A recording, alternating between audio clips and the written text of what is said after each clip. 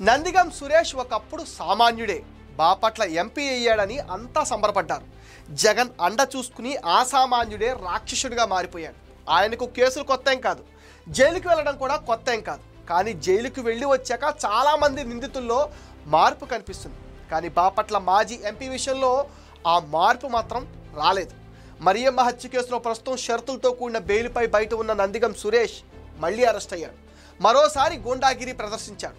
జగన్ అధికారంలో లేడన్న సంగతి మర్చిపోయి ఉంటాడు. ఉద్దండరాయుడుపాలెంలో టీడీపీ కార్యకర్త ఇసుకపల్లి కృష్ణ అలియాస్ రాజు పైన తన సోదరుడు నందిగం వెంకట్తో కలిసి సురేష్ చేసిన అరాచకం అంతా ఇంతా కాదు. విచక్షణారహితంగా దాడికి తెగపడటం, గాయపడినా వదలకుండా వెంటాడటం, ఇంటికి తీసుకెళ్లి బంధించటం, అతని భార్య పిల్లల్ని రాళ్ళు కర్రలతో కొట్టడం చూస్తే సురేష్కు ఎంత తెగించాడో అర్థమవుతుంది.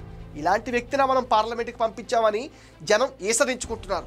వీడు మనకు తలనొప్పిగా మారాడు, చంపి నదిలో పడేయండ్రా అంటూ హుకుం జారీ చేశాడంటే సురేష్లో ఎంతటి రాక్షసత్వం ఉందో అర్థం చేసుకోవచ్చు. ఈ దమనకాండలో సురేష్ భార్య బేబీ కూడా భాగస్వామ్యమైందట. బాధితుడి భార్య చైతన్యలక్ష్మి ఫిర్యాదుతో నందిగం సురేష్ని పోలీసులు అరెస్ట్ చేశారు. తగుదనమ్మా అన్నట్లు సురేష్ భార్య తమను బాధితుడి ఫ్యామిలీ దూషించిందంటూ ఎదురు కేసు పెట్టడం కొసమెరుపు. జగన్ హయాంలో అమరావతి ప్రాంతంలో నందిగం సురేష్ ఆగడాలు అన్నీ ఇన్ని కావు.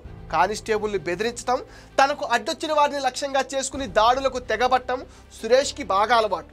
ఇంత బరి తెగించినా చంద్రబాబు ప్రభుత్వం తనపైన కక్ష సాధింపులకు పాల్పడుతుందని విమర్శించడం ఒక్క నందిగం సురేష్కే చెల్లింది.